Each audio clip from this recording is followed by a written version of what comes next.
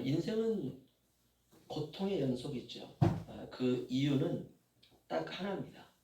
우리가 예수 그리스도를 믿기 이전에는 육신의 부모님을 통해서 엄마의 피와 아빠의 피가 합쳐지는 거 아닙니까? 그렇죠? 그래서 한 생명이 딱 잉태가 될 때 그냥 우리도 모르게 그 속에 아담의 DNA가 딱 주입이 됩니다. 그래서 아이가 태어나는 순간 고통이 시작돼요. 아이가 열이 나고 아프고 이게 다 이제 죄의 다 증거들입니다. 이렇게 아담의 DNA가 우리의 몸속에 머리카락 끝부터 발톱 끝까지 그 죄의 DNA가 쫙 흘러요. 그 모든 게 죄예요. 그러던 어느 날 예수 그리스도를 알게 됨으로 말미암아 주님을 나의 구주로 고백하는 순간 우리 안에 예수의 DNA가 들어와요. 그러니까 당연히 두 개가 충돌할 수밖에 없습니다. 이미 아담의 DNA가 흐르는 우리 안에 예수의 생명, 부활 생명의 DNA가 들어오니까 이 두 개가 항상 싸우는 거예요. 그래서 인생이 고통이고 어려움이고 고난이 있습니다. 이게 정상입니다. 오늘 말씀을 보면 하나님이 세상을 이처럼 사랑하사 독생자를 주셨으니 얼마나 하나님 좋습니까? 그렇죠? 죄악으로 죽어가던 이 땅의 모든 인류를 구원하기 위해서 세상을 이처럼 사랑하사, 여기 세상은 우리가 눈으로 보는 세상이 아니라 구원받은 백성들입니다. 하나님의 택함 받은 자들, 창세전에 예수 그리스도 안에서 내가 이 사람들은 우리의 이름을 이미 다 알고 계세요. 우리의 이름이 생명책에 다 기록되어 있습니다. 그 사람들을 주님이 찾아오셔서 세상은 바로 저와 여러분입니다. 하나님이 구원받은 백성을 이처럼 사랑하사 독생자를 주셨으니 하나님은 얼마나 선한 분입니까? 우리가 선하다라는 뜻은 하나님이 하나님다우시다라는 말씀입니다. 우리가 진짜 선이라고 하는 것은 잘 모릅니다. 하나님은 선 자체이시거든요. 선이라고 하는 건 무엇일까? 좋다라는 말이죠. 그래서 God is good. 하나님은 좋으신 분이다. 좋으신 하나님 이런 뜻입니다. 그럼 좋다는 말은 무슨 말이냐? 거짓되지 않다라는 말입니다. 거짓이라고 하는 것은 무슨 말일까? 진리가 아닌 것은 다 거짓입니다. 그럼 진리가 무엇이냐? 진리는 만물의 원천을 진리다 그래요. 모든 만물이 나오는 것, 모든 만물이 어디서부터 이게 탄생을 했느냐? 어디서부터 나왔느냐? 진리로부터 나왔다. 그래서 진리가 만물의 근원입니다. 근원이라고 하는 것은 내가 어디에서 왔는지 그 근원을 말하는 것이죠. 결국 말씀이 세상을 창조하셨다라는 말입니다. 그러면 어떻습니까? 이제 우리의 생각을 넘어선 창조 이전으로 우리가 갈 필요성이 있어요. 왜냐하면 창세 이전에 말씀이 존재했거든요. 그리고 그 말씀이 저와 여러분을 창조했습니다. 그렇다면 생각을 넘어선 창조 이전의 세계. 그러면 창조 이전의 세계는 어디냐? 그것이 바로 영원입니다. 거기가 천국입니다. 하나님이 거하시는 곳, 천국만이 선한 곳입니다. 죄가 없고 사망이 없고 죽음이 없고 질병이 없고 기쁨과 희락과 화평만이 존재하는 바로 그곳, 그곳이 천국이에요. 비로소 우리는 예수 그리스도 믿고 난 이후에 하나님은 이런 분이시구나 영적으로 알 수가 있습니다. 그러나 우리가 하나님을 아는 그것도 빙산의 일각입니다. 하나님은 무한하세요. 우리는 유한하지 않습니까? 모든 피조물 천사까지라도 유한한 존재입니다. 유한한 존재가 무한하신 하나님을 알 수가 없습니다. 따라서 하나님이 선하시다라고 할 때 선이 무엇인지 우리는 알 수가 없습니다. 그래서 겸손할 수밖에 없어요. 아무것도 모르는 내가 아는 척 할 수가 없는 것입니다. 그저 우리가 성경 말씀을 통해서 하나님께서 우리가 한 가지 가르쳐 주시면 그거 한 가지 아는 거예요. 우리가 인생을 나이가 들어갈수록 어떻습니까? 말씀을 잘 읽을 수가 없어요. 글씨가 조금 해가지고 읽으려고 해도 금방 피곤해집니다. 이렇게 우리가 말씀도 잘 읽을 수 있는 환경이 아니기 때문에 잘 알 수가 없습니다. 그래서 오늘 16절을 보시면 하나님이 세상을 이처럼 사랑하사 독생자를 주셨으니 이는 그를 믿는 자마다 멸망하지 않고 영생을 얻게 하려 하심이라. 아멘. 얼마나 감사합니까? 우리에게 믿음으로 영생을 주셨다라고 말하고 있습니다. 어떤 사람에게 주시는가? 예수 그리스도를 믿는 자마다 주세요. 조건은 딱 하나입니다. 믿으면 영생을 얻고 믿지 않으면 영원히 죽는 것입니다. 정말 놀랍죠? 믿음 하나로 저와 여러분은 정말 초대박을 맞은 사람들입니다. 주 예수 그리스도를 나의 주인님으로, 주님을 우리가 주인님 이렇게 부르는 거예요. 주인님으로 부르는 순간 우리는 종이 되는 것입니다. 정말 주님만을 섬기는 그런 종이 되는 것이죠. 예수님을 나의 주인님으로 믿는 사람에게 하나님께서 영생을 선물로 주십니다. 이렇게 하나님은 좋은 것을 주시는 분입니다. 하나님이 주시는 것은 다 좋은 것이에요. 우리로 주님을 닮게 하고, 우리로 하여금 주님을 사랑하게 하고, 우리로 하여금 주님을 믿게 하고, 우리로 하여금 주님을 영광스럽게 하고, 우리로 하여금 주님을 의지하게 하고, 모든 것들을 이렇게 다 주세요. 내가 스스로 믿은 것 같지만 그렇지 않습니다. 내 안에 주님께서 내가 예수 그리스도를 믿을 수 있도록 나의 지성과 나의 감정과 나의 의지를 북돋아 주시는 것입니다. 모든 것을 우리 주님께서 주관하십니다. 17절 18절 보시면요, 하나님이 그 아들을 세상에 보내신 것은 세상을 심판하려 하심이 아니요 그로 말미암아 세상이 구원을 받게 하려 하십니다. 그를 믿는 자는 심판을 받지 아니하는 것이요 믿지 아니하는 자는 하나님의 독생자의 이름을 믿지 아니하므로 벌써 심판을 받은 것이니라. 아멘. 주님이 이 세상에 오신 목적이 무엇인가? 정죄하고 비판하고 단죄하기 위해서 오신 것이 아니라는 것이에요. 예수님을 통해서 우리로 하여금 구원받기 위해서 오셨다라고 말하고 있습니다.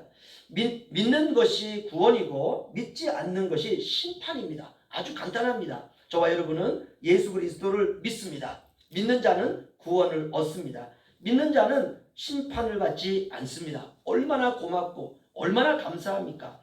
그렇다면 누구를 믿느냐? 하나님의 독생자의 이름을 믿어야 된다는 것이에요. 그러면 하나님의 독생자의 이름은 무엇인가? 바로 예수 그리스도입니다. 그 이름만 믿어야 돼요. 다른 이름을 붙들거나 믿으면 절대로 안 됩니다. 오직 하나의 이름만 믿어야 됩니다. 그리스도만을 믿는다는 게 이게 쉽지가 않습니다. 이거는 성령께서 우리 안에서 예수 그리스도를 믿을 수 있는 믿음을 주셔야 되는 것입니다. 예수 믿으면 심판을 받지 않습니다. 오직 우리에게 구원자는 예수 그리스도 한 분입니다. 다른 이름을 붙들거나 믿으면 절대로 안 됩니다. 오직 하나의 이름만 우리에게 주셨고 우리가 그 이름만 믿는 것입니다. 바로 그 사람에게 구원이 도래한다라고 하는 것이 17절, 18절 말씀입니다. 19절, 20절 말씀 제가 읽어드리겠습니다. 그 정죄는 이것이니 곧 빛이 세상에 왔으되 사람들이 자기의 행위가 악함으로 빛보다 어두움을 더 사랑한 것이니라. 악을 행하는 자마다 빛을 미워하여 빛으로 오지 아니하나니 이는 그 행위가 드러날까 함이요. 여기서 정죄라고 하는 것은 죄를 용서받지 못하고 죄로 인하여 사망에 이르는 것, 이것을 바로 정죄다라고 말할 수 있습니다. 우리가 빛이 세상에 왔다 이렇게 말하고 있어요. 빛이란 무엇일까? 바로 예수님입니다. 성경은 전체가 이렇게 해석해야 돼요. 나는 길이요 진리요 생명이니. 그러니까 길 대신 예수, 진리 대신 예수, 생명 대신 예수. 나는 선한 목자요, 선한 목자 대신 예수. 전부 예수를 갖다 붙이면 되는 것입니다. 빛이 세상에 왔지만 사람들이 빛보다 어두움을 더 사랑했다 이렇게 말하고 있습니다. 어두움이라고 하는 게 무엇일까? 기쁨이 없는 건 다 어두움이야. 예를 들면 가정 안에서 우리가 인생을 살아갈 때 가정에 기쁨이 없다. 어두움 가운데 사는 겁니다. 기준이 기쁨이에요. 빛이 오면 기뻐요. 빛이 오면 내 가슴이 뛰기 시작합니다. 내 가슴이 설레기 시작해요. 우리가 인생을 살면서 때때로 우리가 주님의 마음을 이렇게 기쁘게 하지 못하는 행동들을 할 때가 있습니다. 그럴 때 내가 기쁘지 않다, 어두움이 임한 것입니다. 그렇게 이해하시면 됩니다. 우리가 예수님을 알기 전에 살던 모든 것들은 다 어두움이었습니다. 우리가 이 세상을 보면 태양이 있죠. 태양은 빛입니다. 맞습니다. 무슨 빛일까? 물리적인 빛입니다. 이것을 우리가 어두움이라고 해요. 태양이 빛을 비추는데 이걸 어두움이라고 해요. 우리가 물리적인 빛 아래 살던 사람들의 본능은 어두움을 사랑합니다. 이게 당연한 것이죠. 어두움이니까 어두움이 자연스러운 것입니다. 태어나자마자 모든 사람들이 소경이라면 소경으로 사는 것이 자연스럽습니다. 그것이 빛이에요. 보이지 않는 그 소경이 빛입니다. 그러니까 세상 모든 사람이 다 봉사로 태어나고 소경으로 태어난다면 불편할 게 하나도 없습니다. 처음부터 눈뜬 사람은 없으니까요. 그러면 당연히 감각과 후각과 촉각과 미각이 발달하게 되어 있습니다. 아주 극도로 발달을 해요. 우리 모두가 다 그랬습니다. 그런데 그런 어두운 세상에 우리 주님이 오셨어요. 어떻게 보일까? 낯설게 보입니다. 우리와 다른 사람으로 보이는 것이에요. 그래서 사람들은 예수님을 십자가에 못 박아 죽여버렸습니다. 감당이 안 되는 것입니다. 너무 찬란하여 그분을 볼 수가 없는 것이에요. 태양빛이 내 눈으로 그대로 들어오면 우리는 모두가 다 시력을 상실합니다. 그래서 태양빛을 없애버리는 것입니다. 이게 정죄입니다. 죄를 품고 사는 것이죠. 죄가 시키는 대로 사는 것이에요. 내가 곧 죄인이고 내가 곧 죄인 것입니다. 이것을 정죄라고 하죠. 이제 희망이 없는 것입니다. 그런데 이런 희망이 없는 우리에게 21절 보시면 진리를 따르는 자는 빛으로 오나니 이는 그 행위가 하나님 안에서 행한 것임을 나타내려 함이라 하시니라. 아멘. 진리를 따라 사는 것, 이것이 바로 빛으로 나타나는 삶이다 라고 말하고 있습니다. 하나님 말씀이 좋은 거죠. 말씀대로 사는 게 너무 행복한 것이에요. 모든 삶의 기준이 말씀인 것입니다. 그것 외에는 없는 사람, 이 사람이 바로 그리스도인입니다. 세상의 시각으로 보면 예수님 외에는 다른 것이 재미가 없는 사람들은 재미가 없게 보입니다. 저 사람은 무슨 맛으로 세상을 살까? 저 사람은 무슨 재미로 세상을 살까? 그런 생각이 듭니다. 하지만 그것이 가장 행복한 삶입니다. 누구나 마지막은 그렇게 살다가 가야 합니다. 우리가 세상 다 살다 보면 느끼는 게 무엇이냐 하면 별거 없어요.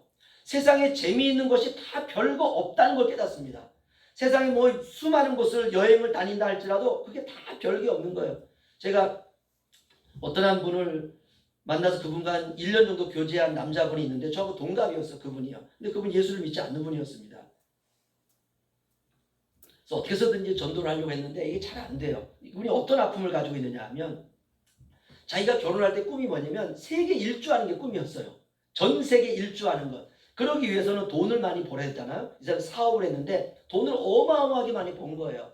그래서 자기가 자기뿐만이 아니라 자기 와이프하고도 세계 일주를 하고 자기 자녀들하고도 세계 일주하는 게 이 사람의 모든 인생의 꿈이었습니다. 그래가지고 이 사람이 젊은 시절부터 세계 일주하고 신혼 때도 세계 일주하고 자녀들을 데리고도 이제 세계 일주를 하기 시작하는 것이에요.